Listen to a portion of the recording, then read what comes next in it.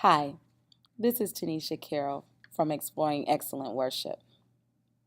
Let's talk about the assignment of the worship leader.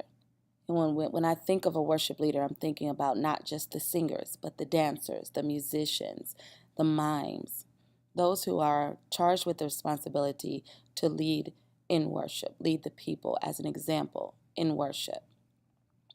And I look back into Numbers chapter 16, where the Bible talks about Korah. And Korah came up against Moses and Aaron. And we can use Moses as a type of pastor. And Korah of the tribe of Levi, the Levite, the worship leader. And the Bible says that they rose up against Moses, 250 men and leaders in the congregation. They gathered against Moses and said, "You take too much upon yourselves, for all the congregation is holy, every one of them, and the Lord is among them. Why then do you exalt yourself above the assembly of the Lord?"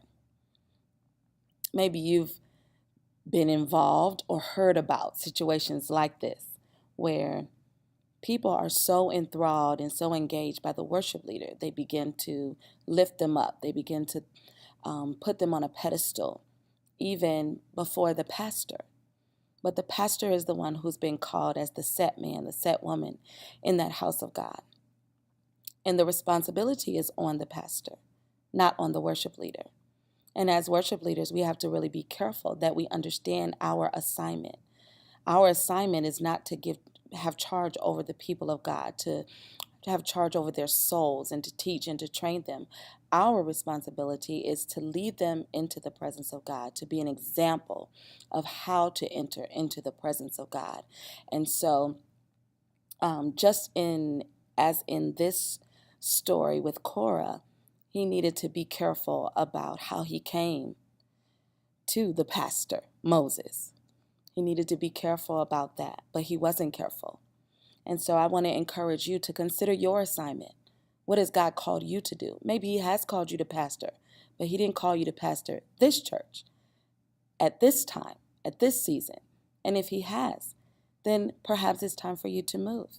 It's time for you to go on to your next assignment. But remain in the place. If he has not told you to move, remain in the place that God has called you to. Don't stray from your assignment or allow others to distract you from God's plan. What did he tell you about your assignment?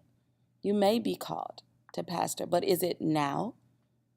Stay fulfilling your purpose until God moves you.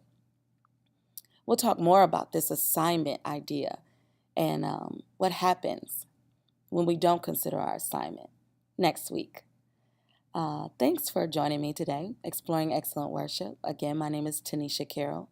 You can find me on Twitter at Tanisha Carroll and on Facebook at Tanisha Austin Carroll.